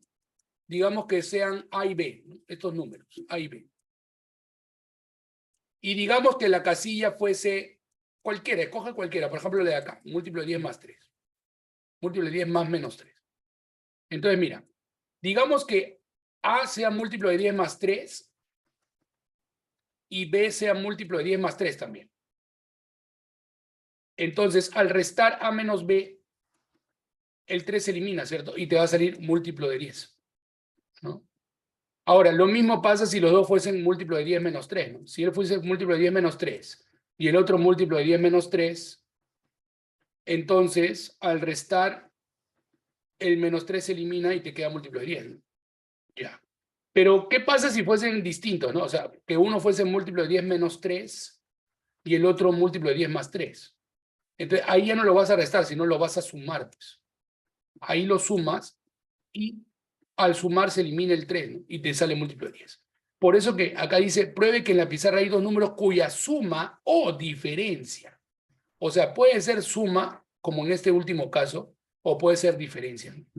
Entonces, siempre que hayan 2 números en una misma casilla, o la suma va a ser múltiplo de 10 o la diferencia va a ser múltiplo de 10, ¿no? Así que con eso ya estamos demostrando, ¿no? Listo. Entonces, ahí tú escribes al final, ¿no? Notamos que al pertenecer 2 números, a la misma casilla, siempre ocurre que su suma o diferencia es múltiplo de 10. ¿Ya? Siempre ocurre que su suma o diferencia es múltiplo de 10. ¿Y esto qué significa, profesor, sin previa generalidad? Esto significa que estoy dando un ejemplo con A y B y con él, pero es que yo también lo puedo hacer con otras letras. O sea, si lo hago con E y F, ¿no? Y en lugar de escoger el de acá, escojo otra, va a ser lo mismo, ¿no? Porque en este caso se elimina el 3, en el otro caso se va a eliminar el 1, ¿no? Entonces, sin pérdida de generalidad significa que lo que estoy haciendo es un caso particular, pero que no afecte en nada al caso general, ¿no? Que en el caso general va a dar exactamente lo mismo, ¿ya? Listo, vamos con el problema 8. Germán tiene 30 tarjetas. En cada una de ellas escribió un número entero positivo con todos sus factores primos menores que 10. Luego ubicó las tarjetas boca abajo. Ana debe sacar la menor cantidad posible de tarjetas, de modo que, cualesquiera que sean los números escritos por Germán, siempre puede encontrar entre las elegidas 2 tales que la multiplicación de sus números sea un cuadrado perfecto. Determinar cuántas tarjetas debe sacar Ana y explicar por qué habrá entre las elegidas 2 tarjetas tales que la multiplicación de sus números es un cuadrado perfecto, ¿no? Interesante, ¿ya? Germán tiene 30 tarjetas. En cada una de ellas escribió un número entero positivo con todos sus factores primos menores que 10. ¿Ya? O sea, a ver, más o menos así, ¿no? Si tú tienes 30 tarjetas, no voy a dibujar todas. y tú escribes números, ¿no? Con todos sus factores primos menores que 10. Por ejemplo, un número podría ser 70. O sea, cuidado, no vayas a confundir estos menores que 10. No se refiere al número en sí, sino a sus factores primos. Por ejemplo, ¿por qué 70 cumple? Porque 70 es 2 por 5 por 7, ¿no? Y mira, todos los factores primos son menores que 10. A eso se refiere. O sea, no te están diciendo que el número sea menor que 10. Podría ser hasta 700, ¿no? Porque 700, si tú te fijas, 700 es 7 por 2 al cuadrado por 5 al cuadrado, ¿no? También podría ser, por ejemplo, 1.000.000, ¿no? O vamos a poner 1.000, ¿no? 10.000, ¿ya? Porque 10.000 es 2 a la cuarta por 5 a la cuarta, ¿no? Y todos los factores primos son menores que 10. O sea, tampoco es necesario que esté todo, tampoco es necesario que esté el 7 siempre, ¿no? Podría ser solamente el 2. Podría ser, por ejemplo, el número 128, ¿no? 128 tú sabes que es 2 a la séptima, ¿no? Y bueno, solamente tiene factores primos menores que 10, ¿no? Entonces, a eso se refiere, ¿ya? En otras palabras, ¿qué es lo que está haciendo este personaje Germán? Lo que él está haciendo es escribir números de esta forma, ¿no? 2 a la alfa 1 por 3 a la beta 1, ¿ya? Por 5 a la teta 1 y por 7 a la phi 1. Y acá 2 a la alfa 2 por 3 a la beta 2 por 5 a la teta 2 y por 7 a la phi 2. Y así, ¿no? Esto continúa igual. Ahora tú dirás, profesor, pero usted dijo que no se debe poner todo. No, lo que pasa es que acá yo digo que alfa, beta, teta y phi son mayores o iguales que 0, ¿no? Por ejemplo, ¿qué pasa si alfa es 0? O sea, ¿qué pasa si yo pongo 2 a la 0 y pongo 3 a la 0 y de ahí pongo 5 a la 1 y 7 a la 2, ¿no? ¿Ves? Al poner 2 a la 0 y 3 a la 0, es como que no estuviese, ¿no? Y solamente estaría el 5 por el 7 al cuadrado, ¿no? Entonces, para que no sea obligatorio que estén todos, ahí le pongo mayor o igual que 0. Ese 0 me ayuda a que al ponerlo como exponente no necesariamente aparezcan todos, ¿no? Solamente pueden aparecer algunos, ¿ya? Pero la cosa es que todos los factores tienen que ser menores que 10, ¿no? Y los únicos menores que 10 son 2, 3, 5, 7, ¿no? Factores primos. Muy bien. Ahora, ¿yo qué estoy buscando? Bueno, Ana, ¿no? Dice, Ana debe sacar la menor cantidad posible de tarjetas, de modo que cualesquiera que sean los números escritos por Germán, siempre puede encontrar entre las elegidas dos tales que la multiplicación de sus números sea un cuadrado perfecto. O sea, digamos que sean estas dos, ¿no? Tú quieres que 2 a la alfa 1 por 3 a la beta 1 por 5 a la teta 1 por 7 a la phi 1 multiplicado por 2 a la alfa 2 por 3 a la beta 2 por 5 a la teta 2 y por 7 a la phi 2, tú quieres que eso sea un cuadrado perfecto. Pregunta, si tú quieres que eso sea un cuadrado perfecto, ¿qué tendría que pasar? ¿Mm?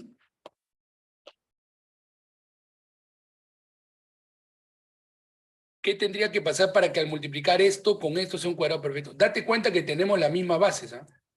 O sea, al final va a quedar 2 a la alfa 1 más alfa 2 por 3 a la beta 1, ¿no? Aplicando teoría de exponentes, se suman los exponentes nada más, ¿no?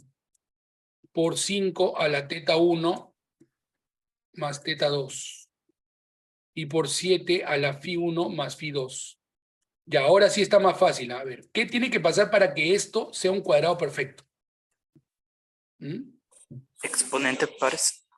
Claro, que todos estos, muy bien, John, que todos los exponentes sean pares, ¿no? ¿Y qué tendría que pasar para que la suma de los exponentes sean pares, para que estas sumas sean pares, ¿no? Necesitarías que tengan la misma paridad, o sea, que los dos sean pares o que los dos sean impares, ¿no? O sea, que los dos sean par, par o impar, impar, ¿no? Esto también, par, par o impar, impar. Entonces, eso es lo que al final estamos buscando, ¿no? Estamos buscando dos grupos en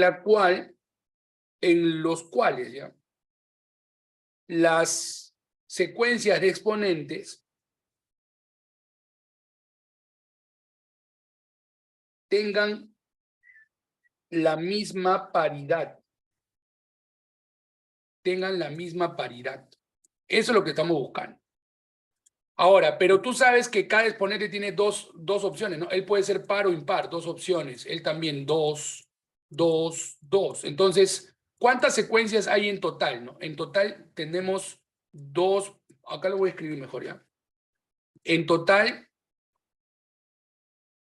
hay 2 por 2 por 2 por 2 igual a 16 secuencias, ¿no? ¿Esto qué significa, chicos?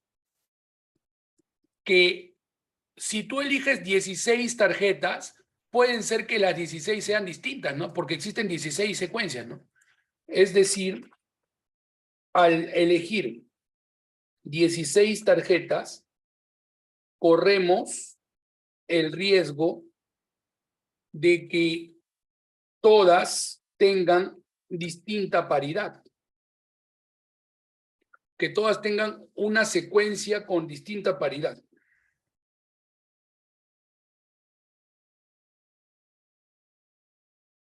¿Se entiende eso?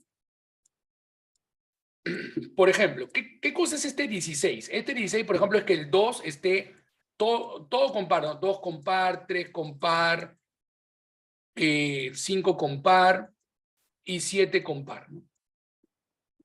También puede ser todo con impar, ¿no? Impar, voy a ponerle ahí nada más. Impar, impar, impar. O pueden haber, no sé, 2 pares con 3 impares, ¿no? O sea, si hago todas esas combinaciones son 16, ¿no? 16. Entonces, si te das cuenta, si yo agarro 16 puede ser que sean distintas, ¿no? Los de arriba, ¿no? Y entonces al sumar, como son distintas, no todo me va a salir par, ¿no? Yo lo que estoy buscando es que todos los exponentes sean par. Entonces, la única manera de asegurar que me salga par es tomando uno más, ¿no? O sea, al final la idea es tomar 17 tarjetas, ¿no? Tomando 17 tarjetas, por el principio de las casillas, habrán 2 con la misma secuencia de paridad en sus exponentes.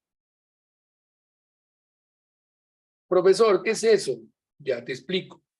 Esto significa que van a haber 2 tarjetas. Por ejemplo, va a haber una tarjeta que diga 2 con par, 3 con impar, 5 con impar y 7 con par, por ejemplo, ¿ah?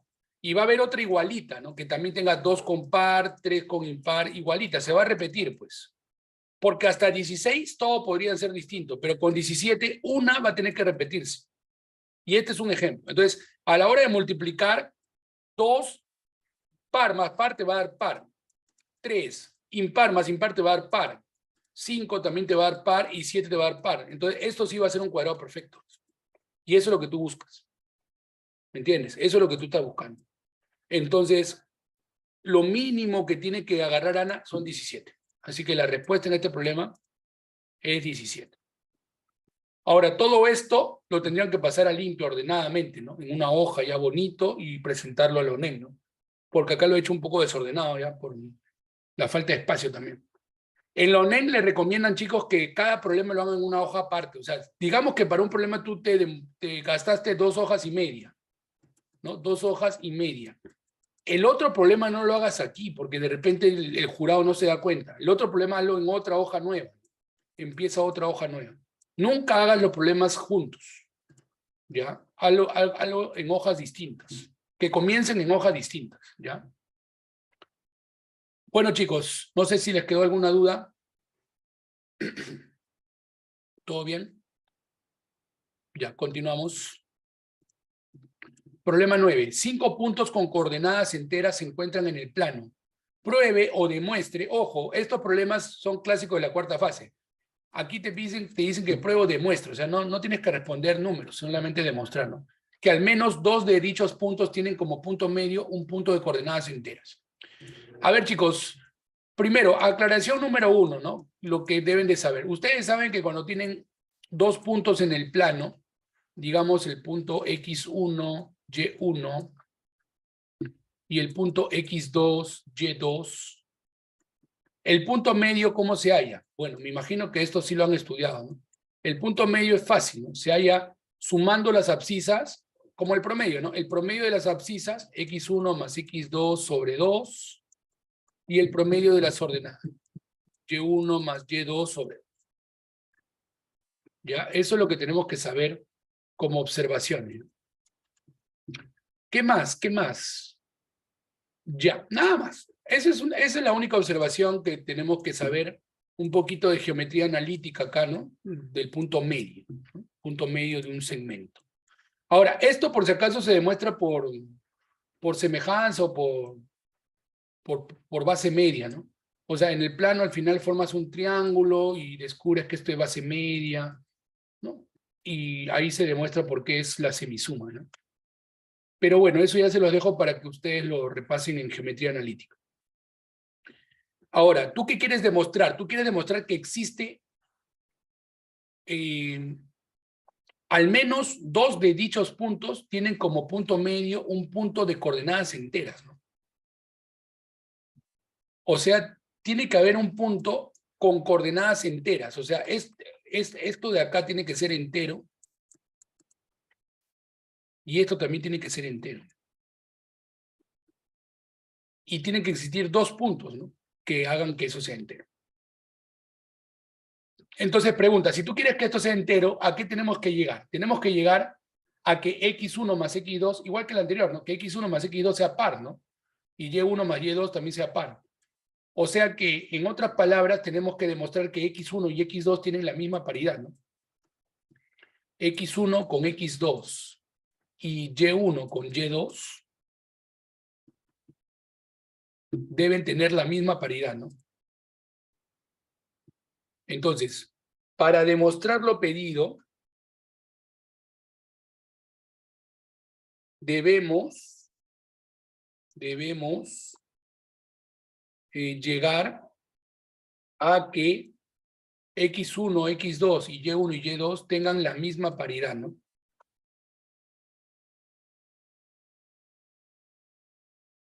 Listo. Pero dime, ¿cuántos puntos tienes tú aquí? Tú tienes 5 puntos, ¿no? Y son enteros. Entonces, pregunta, ¿cuáles son los casos que se pueden dar en coordenadas enteras con respecto a la paridad? Un caso, por ejemplo, sería que sea par-par, ¿cierto? Otro caso sería par con impar. Otro caso sería al revés, ¿no? Impar con par. Y otro caso sería impar con impar, ¿no? No hay más casos, ¿cierto? Porque son coordenadas enteras. Entonces, puede ser los 2 pares, los 2 impares, par, impar o impar, par. No hay más. Entonces, chicos, tenemos 4 casillas. Estas van a ser mis casillas. Pero ¿cuántos números tenemos? ¿O cuántos puntos tenemos? Tenemos 5 puntos. Pregunta. Si tenemos 5 puntos, pero tenemos 4 posibilidades, entonces, por el principio de las casillas, ¿qué se concluye? Que hay 2 puntos, o existen 2 puntos, principio de las casillas, ¿ya? Existen 2 puntos que tienen la misma secuencia. Ahí trata de usar la palabra secuencia. La secuencia de paridad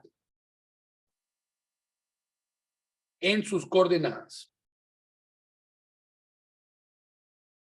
¿Qué cosa es secuencia de paridad? Que puede ser par-par, par-impar, impar-par o impar-impar. Y eso ya está, pues. Entonces, digamos que los puntos sean B y D, ¿no?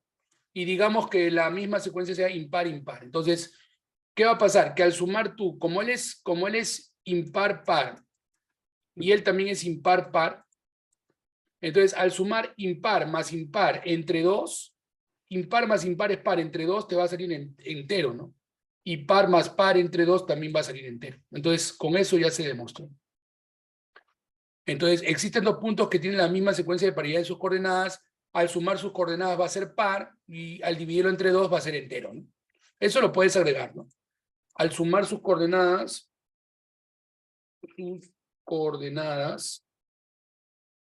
será par y al dividir entre 2 saldrá un número entero, ¿no? Listo. Demostrado, chicos. Lo más importante de estos problemas es que el jurado se dé cuenta que tú lo hiciste utilizando el principio de las casillas. O sea, si puedes escribir bien grande el principio de las casillas para que el jurado diga, ah, este sí sabe, mejor, pues, ¿no? Porque eso es la parte más importante. O sea, un alumno que se da cuenta que este problema se hace con el principio de las casillas, ya se lo ganó el jurado, pues ya el jurado dice, ah, este pata sí sabe, a ver, vamos a ver si llegó a la conclusión. Por ejemplo, esto vale algunos puntos, ¿no? Poner todas las secuencias. Luego que te des cuenta que como son 5 números, existen 2, también vale puntos, ¿no? Todo vale puntos. Ellos tienen como especie de un formato donde ellos, por cada cosa que tú escribes, te van a poner puntos, ¿no? Así que trata de escribir lo máximo que puedas, ¿no? Sustentar todo lo que puedas. Vamos con el problema 10. Para cualquier entero positivo n coprimo con 10, demuestre que existe un número entero positivo múltiplo de n que está formado por puros dígitos unos. A ver, primero, ¿qué significa coprimo con 10? Significa que no puede ser ni múltiplo de 2 ni múltiplo de 5, ¿no? ¿De acuerdo?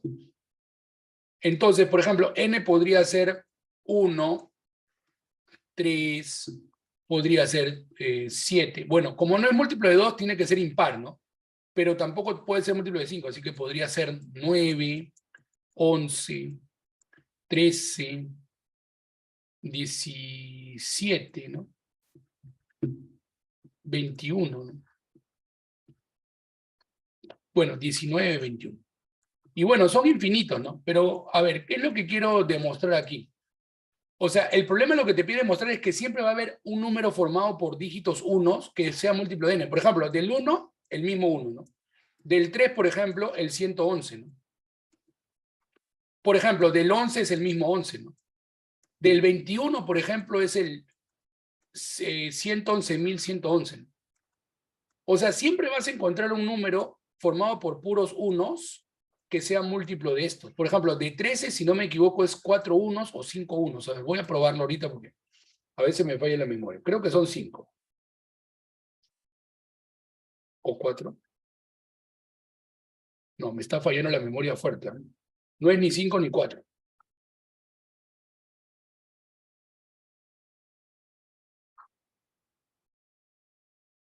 Sí, eran 6, pues, ¿no? Por la divisibilidad. Lo que pasa es que la divisibilidad por 13, no sé si recuerdan, es así, ¿no? 1 menos 3 menos 4 y menos 1, 3, 4, ¿no? Entonces ahí se va a eliminar todo y va a ser múltiplo de 13. Lo mismo pasa con el 7, ¿no? Como la divisibilidad del 7 es 1, 3, 2 y menos 1, menos 3, menos 2, entonces quiere decir que con 6, 1 se logra, ¿no? 4, 5, 6.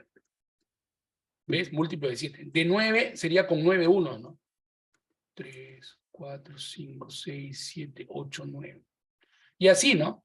De 17, de todos vas a encontrar siempre un número formado por unos que sea múltiplo, ¿no? Y eso es hermoso, ¿no? O sea, ¿por qué? Porque de repente, imagínate tú el primer matemático que se hizo la pregunta, oye, siempre, ¿no? ¿Y por qué? ¿Y por qué ocurre eso, no? ¿Cómo demuestro que eso siempre va a pasar? O sea, ¿cómo sé que de repente habrá un número más adelante que falle, ¿no? Que no pueda encontrar, ¿no? Entonces, te das cuenta lo importante de esa pregunta. O sea, imagínate la primera persona en el mundo que se hizo esa pregunta y dijo, ¿cómo demuestro eso, no? ¿Cómo puedo llegar a demostrar que siempre va a ocurrir que para cualquier número coprimo con 10, haya siempre un número formado por unos que sea múltiplo de ese número, ¿no? Qué interesante pregunta, ¿no? Y qué normal, ¿no? Que alguien se pregunte eso, o sea, porque es algo curioso, ¿no? Pero también es algo importante demostrarlo, porque ¿cómo sé que esto siempre va a ocurrir hasta el infinito, ¿no? Ahora, ¿por qué es importante que no sea múltiplo de 2? Porque si fuese múltiplo de 2, sería par, pues, y los unos son impares, ¿no? Los formados por unos son impares. Y si fuese múltiplo de 5, tendría que terminar en 0 o en 5, pero esto termina en 1. Entonces, es importante que sea coprimo con 10, ¿no? Sería imposible, pues, que esto pueda dividirse entre un múltiplo de 2 o un múltiplo de 5. Por eso que se descarta el 2 y el 5, pero lo demás, normal, ¿no? Bueno, chicos, luego de esos comentarios, ahora sí vamos a resolver. Yo lo que voy a hacer es esto, mira, voy a poner una secuencia de números formado por puros unos. ¿No? Por puros unos. ¿Cuántos números voy a poner? A ver, voy a poner tantos hasta que al final este tenga n más 1 dígitos. ¿Ya? Y obviamente, en total van a haber n más 1 números también, ¿no?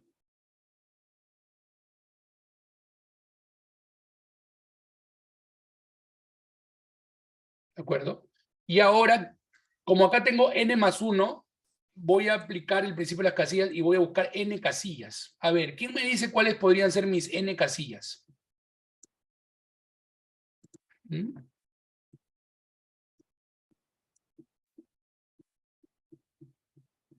Porque mira, si yo tengo n más 1 y n casillas, por el principio de las casillas van a haber dos números en la misma casilla, ¿no? ¿Y sabes cuáles van a ser mis n casillas? Los múltiplos de n, o sea, los residuos en módulo n, ¿no? Múltiplo de n más 1, múltiplo de n más 2, múltiplo de n más 3, y al final múltiplo de n más n menos 1, ¿no? Que es el último residuo, el residuo máximo. Entonces, ¿qué quiere decir? Que como acá tú tienes n más 1 números y tú tienes n casillas, ¿qué se demuestra? Se demuestra que hay dos números en la misma casilla, ¿no? Por el principio de las casillas, se demuestra que habrán dos números que dejan el mismo resto en módulo n, ¿no? Hasta ahí, ¿me entienden o hay alguna duda? O sea, van a tener que haber dos números de acá. Claro, ¿por qué dos? Porque si tú divides n más 1 entre n, te va a salir 1, algo, ¿no? Y esto va a ser 2, principio de las casillas. ¿Y ese 2 qué significa? Lo que está acá escrito, ¿no? Que van a haber dos números de acá, dos números que van a estar en la misma casilla. ¿Y qué significa dos números acá, por ejemplo? Que tienen el mismo resto, ¿no? Y yo ya les enseñé qué pasa cuando dos números tienen el mismo resto, ¿no? O sea, de ahí se infiere algo, ¿no? Luego, la diferencia de dichos números será múltiplo de n, pues, ¿no? Claro, porque tú vas a restar un múltiplo de n más r con otro múltiplo de n más el mismo residuo, ¿no? Porque estamos quedando que tienen el mismo resto. Entonces, el r se va a eliminar y te va a quedar múltiplo de n. ¿Te acuerdas que te expliqué eso al inicio de la clase? Entonces, quiere decir, chicos, que van a tener que ser múltiplo de n. Entonces, digamos que tú agarras dos números, ¿no? Digamos que tú agarras los dos números. Digamos que él sea más grande que el otro, ¿ya? Para que no sea negativo. Y se supone que al restar estos números te tiene que salir un múltiplo de n, ¿no? Dos números de acá tiene que haber. Ahora, ¿qué pasa cuando tú restas un número que está con puros unos y con otro número que tiene puros unos? Por ejemplo, ¿qué pasa si tú restas 1111 menos 11, ¿no? Date cuenta que al final va a terminar en ceros, pero después van a seguir unos, ¿no? O sea que esto va a ser algo así, ¿no? 1, 1, 1, no sé cuántos unos, y al final 0, 0, no sé cuántos ceros. Y tú quieres que eso sea múltiplo de n, ¿no? Pero, ojo, esto se puede descomponer así, ¿no? Se puede descomponer como 1, 1, 1 por 10 a un exponente que es la cantidad de cifras que hay acá, x cifras, y por 10 a la x, ¿no? No, espérate, 1, claro, más, claro, es lo mismo, ¿no? 1, 1, 1 por 10 a la x, ¿no? Y eso tendría que ser múltiplo de n, ¿no? Pero un ratito, tú sabes que n es coprimo con 10, o sea que n y 10 no guardan relación, no tienen, con él no tienen divisores comunes. Entonces, ¿qué se tiene que cumplir? Que este número sí sea múltiplo de él, ¿no? Entonces, como ellos son coprimos, ¿Qué se tiene que cumplir? Que eso va a pasar sí, solo sí, ese número de puros unos va a ser múltiplo de n, ¿no? Y con esto estamos demostrando que siempre va a haber un número de puros unos, porque sea un múltiplo de cualquier entero, pero coprimo con 10, ¿no? O sea, puede ser múltiplo de 1, múltiplo de 3, múltiplo de 5, lo que hicimos al comienzo, pues, ¿no? Y ahí estaría la demostración. Entonces, ya te imaginas cuántos años tuvieron que pasar para que un ser humano llegue a esa demostración, ¿no? Y descubra, pues, que es una forma, ¿no?, de llegar a eso. Ahora, esto mismo sucede para los 9, ¿no? O sea, cuando tú tienes un número formado por puros 9, es lo mismo, ¿no? Porque si fuesen puros 9 y fuese igual coprimo con 10, entonces acá al final vas a poner puros 9, y acá te va a salir puros 9 también, ¿no? Y al final se descubre que siempre va a haber un número formado por puros 9 que sea múltiplo de n, siempre, ¿no? Pero siempre y cuando sea coprimo con 10, ¿no? Y eso explica lo siguiente, mira. ¿Sí o no que cuando tú divides, por ejemplo, un decimal 1 entre 7, te sale un periódico puro, ¿no?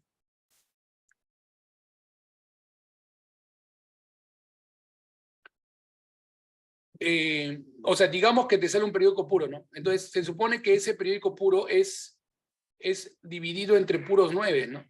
O sea, es como poner A, B, C, D, F entre puros 9, ¿no? Y al multiplicarlo en aspas sale que 9999 por X es igual a 7 por A, B, C, D, ¿no? F. Pero date cuenta que acá se supone que a la hora de dividir ya esto se ha podido simplificar, o sea que el X no tiene nada que ver con el 7, ¿no? Entonces, de acá se explica un poco de que este número es múltiplo de 7, ¿no? Y lo mismo pasaría si yo pongo un 13, ¿no? Que este número también va a ser múltiplo de 13. Y también si pongo un 17, ¿no? Que este número va a ser múltiplo de 17. Y por eso que se generan los periódicos puros, y por eso que cuando pones 9999 no pasa nada, o sea, al final todo cuadra, ¿no? Entonces tiene mucho que ver ahí esas relaciones, ¿no?, que se encuentran, ¿ya? Interesante. Vamos con el último. Se han dado 1978 conjuntos, cada uno de los cuales contiene 40 elementos. Cada par de conjuntos tiene exactamente un elemento en común. Ya, cuidado con esto. ¿Qué significa hasta aquí ya? Exactamente un elemento en común. A ver. O sea, tú tienes 1978 conjuntos. Como son demasiados, voy a poner puntos suspensivos. ¿Ya? Entonces, él va a ser mi conjunto 1, conjunto 2, conjunto 3, y acá va a ser el conjunto 1978. ¿Ya? Dice, cada uno de los cuales tiene 40 elementos, ¿ya? O sea que él tiene 40 elementos, a sub 1, a sub 2, a sub 3, hasta a sub 40, ¿no? Lo mismo con él, ¿ya? Ahora, acá viene el detalle, ¿no? Dice que cada par de conjuntos tiene exactamente un elemento en común, ya, cuidado. O sea, lo que te están diciendo que, por ejemplo, digamos que él tiene un 3, entonces él de repente también tenga un 3, ¿no? O sea, que ellos tengan un elemento en común, pero no más. O sea, si él tiene un 2 y él tiene un 2, ya no podría ser ya. Solamente, por eso dice exactamente, ¿no? ¿Qué significa? Que solo comparten un elemento en común, ¿no? Eso lo voy a escribir acá, ¿no? Solo comparten un elemento en común.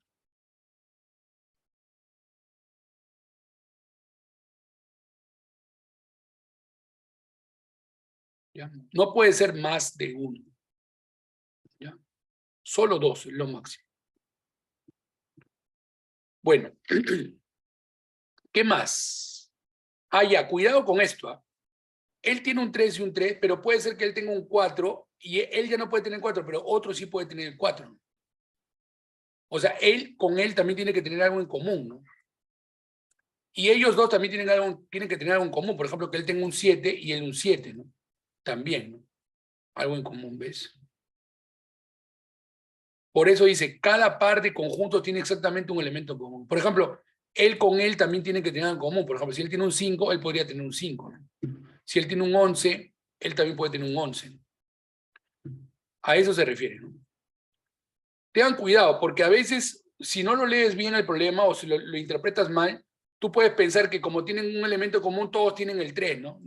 A todos le pongo el 3, pero no, porque dice exactamente un elemento en común, pero no te dicen que todos tengan que ser el mismo, ¿no? O sea, puede ser el 3 con 3 y el 4 con 4, ¿no? ¿Te das cuenta? Podría explicar desde el inicio la pregunta porque no la entendí. Ya. A ver, me dicen que son 40 conjuntos, perdón, 1978 conjuntos, ahí está, de los cuales contienen 40 elementos. Esto que he puesto acá son los 40 elementos, acá borré el 0 de casualidad. Puntos suspensivos. Él también tiene 40 elementos. Pero lo que estoy tratando de explicar es esta parte, ¿no? Que cada par de conjuntos tiene exactamente un elemento común. ¿Qué significa eso? Que siempre que tú unas, o sea, siempre que tú veas dos conjuntos, siempre vas a encontrar algo que tengan en común, ¿no? Pero solamente pueden tener algo en común, uno solo, ¿no? Ahora, eso no significa que porque ellos tienen el 7, él también tenga que tener el 7, ¿no? O sea, podría ser que él, por ejemplo, tenga el 5 y él también el 5, y que lo que tengan en común sea el 5, ¿no? Y lo que tengan en común ellos sea el 7. Y, por ejemplo, lo que tengan en común ellos dos, que sea el 2, ¿no? O sea, no es obligatorio que sea el mismo para todos, pero lo que sí es que siempre tiene que haber algo en común y solamente puede haber un elemento en común, porque dice exactamente. O sea, no puede haber más. Eso es lo que he explicado hasta el momento, aclarando dudas, sobre todo de interpretación de los datos, ¿no? Porque algunos piensan, como les digo, que como dice que tienen un elemento en común, a todos le ponen lo mismo, ¿no? Y eso no es obligatorio, ¿no? Eso no dice el problema, ¿ya? Ahora acá dice, demostrar que los 1978 conjuntos tienen un elemento en común. Ah, ya, o sea que al final te dicen, o sea, al final se descubre, tenemos que descubrir que los 1978 tienen el mismo número, o sea que al final se descubre lo que podríamos haber pensado al inicio, ¿no? Que todos tienen lo mismo, ¿no? O sea, tenemos que descubrir que necesariamente, si ellos comparten el 3 se comparte con todos. O sea, quiere decir que ahí se descarta lo que yo decía, ¿no? Porque yo decía que él podría tener un 3 y un 3 y él un 5 con un 5, ¿no? Pero según lo que dice el problema, al final se demuestra que todos tienen el mismo elemento en común, ¿no? Pero eso todavía no sabemos, ¿no? Porque se supone que eso es lo que tenemos que demostrar, ¿no? O sea, al final va a pasar eso, pero ¿cómo? ¿Por qué? ¿No? Porque también podría darse el caso que yo decía, ¿no? ¿Y por qué no se puede dar el caso? Vamos a demostrarlo, pues. Esa es la idea, ¿no? Entonces, ¿qué voy a hacer acá? Ya, dice que contiene 40 elementos. Ya, son 40 elementos, ¿no?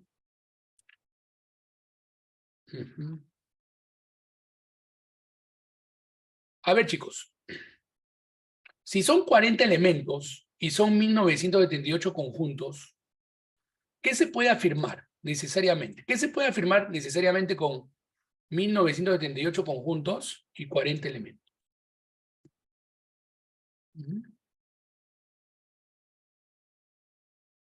Por ejemplo, hablemos de este grupo.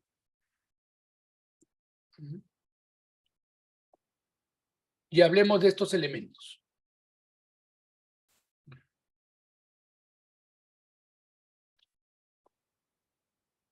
¿Qué se puede afirmar de acuerdo a ese grupo de conjuntos y a los 40 elementos que tiene A? ¿Se puede decir algo?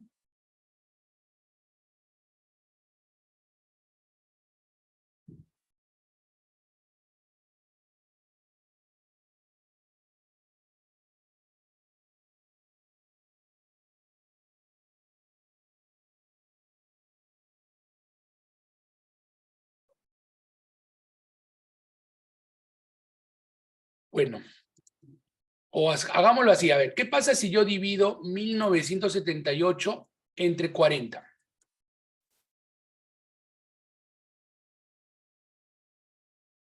Y aplico el principio de las casillas acá.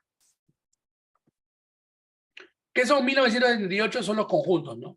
Y los 40 son los elementos de acá, ¿no? O sea, mis casillas van a ser los 40 los 40 elementos que tiene A1, ¿no?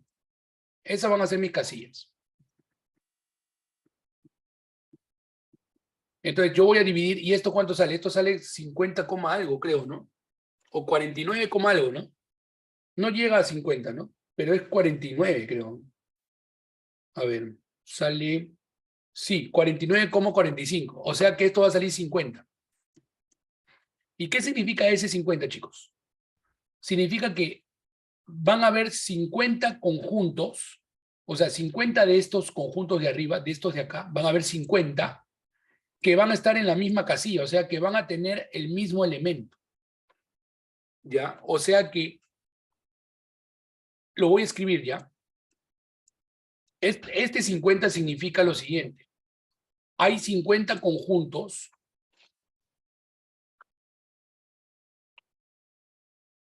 que tienen un mismo elemento de A sub 1. ¿No?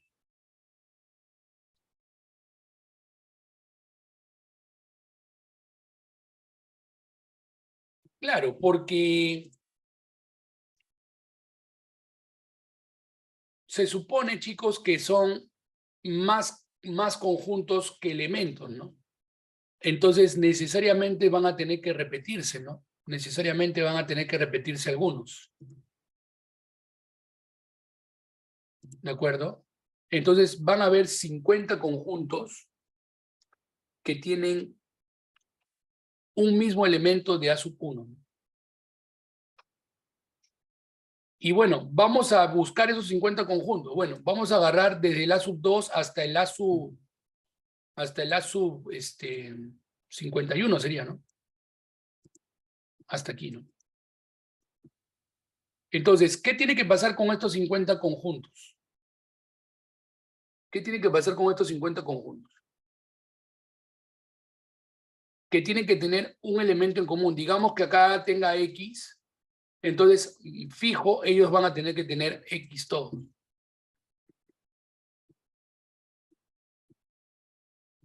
Fijo. ¿Ya? Pero yo ¿qué quiero demostrar? Yo quiero demostrar que no solamente ellos, sino que todos tienen el X. O sea, la idea es demostrar que hasta el final van a tener el X, ¿no? Por el momento he demostrado que hasta aquí. O sea, que hay 50 más que tienen el mismo elemento, ¿no? Hasta aquí he llegado. Pero ahora vamos a demostrar, pues, que necesariamente todos tienen, ¿no? Entonces, vamos a hacer ahí vamos a aplicar un poco de contradicción, ¿ya? O sea, vamos a suponer que hasta aquí nomás llega X. Supongamos que no hay más conjuntos, no hay más conjuntos con el mismo elemento X, ¿no? O sea, vamos a suponer que hasta acá se acabó la cosa, ya no hay más, ¿ya? Entonces, ¿qué va a pasar con el conjunto 52? Con el conjunto 52 lo que va a pasar es que él ya supuestamente ya no contiene el X, ¿no? O sea que de acá en adelante, ¿no? Vamos a agarrar el 52 porque puede ser cualquiera. Digamos que X no pertenece al conjunto 52, ¿no? Estamos suponiendo. Entonces, pregunta, si no pertenece al conjunto 52, ¿qué tendría que pasar?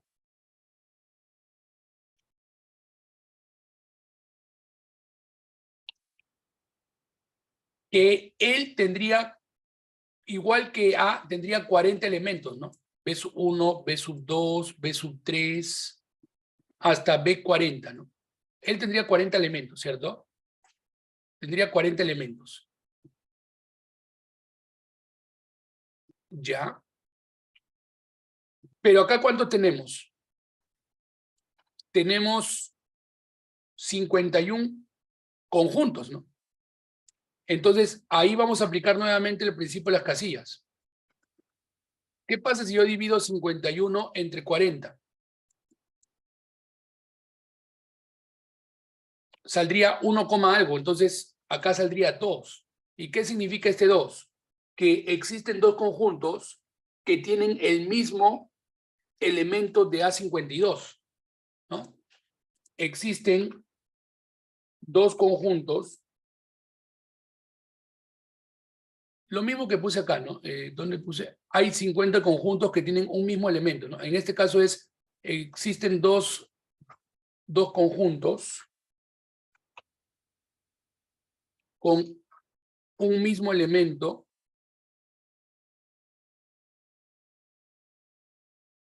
de A52. Y esa sería una contradicción, pues, ¿no? ¿Por qué? Porque se supone, chicos, que yo estoy suponiendo que ya no hay más. Ahora, ¿qué pasaría si ese elemento no fuese X? O sea, si fuese Y.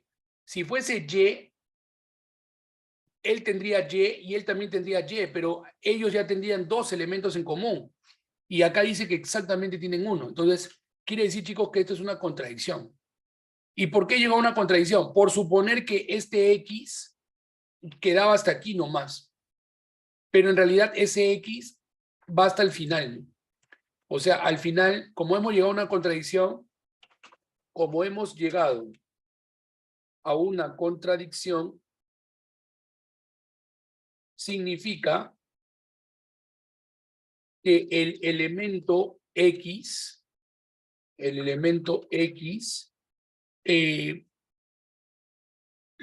es compartido por todos los conjuntos, ¿no? O sea, pertenece, ¿no? Pertenece a todos los 1978 conjuntos.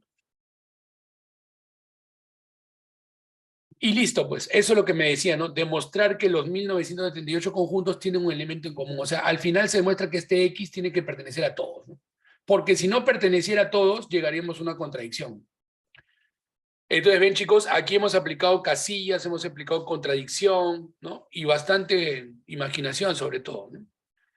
Y no es fácil darse cuenta que este problema se puede hacer por casillas, ¿no? Y sobre todo, ¿por dónde empezar? O sea, ¿cuáles van a ser mis casillas? ¿Cuáles son los conjuntos que agarro? Todo eso es un trabajo que demora tiempo, ¿no? Nosotros lo hemos resuelto esto en 10 minutos, ¿no? Pero acuérdate que en una olimpiada tienes como 1 hora para pensar este problema. Entonces, vas a tener tiempo suficiente para razonar, pensar. Te va a doler la cabeza, te va a costar, pero es parte de las olimpiadas, ¿no? Listo, chicos. Eso sería todo por hoy. Ya nos estamos viendo en la próxima clase. Un abrazo. Cuídense mucho. Chau, chau.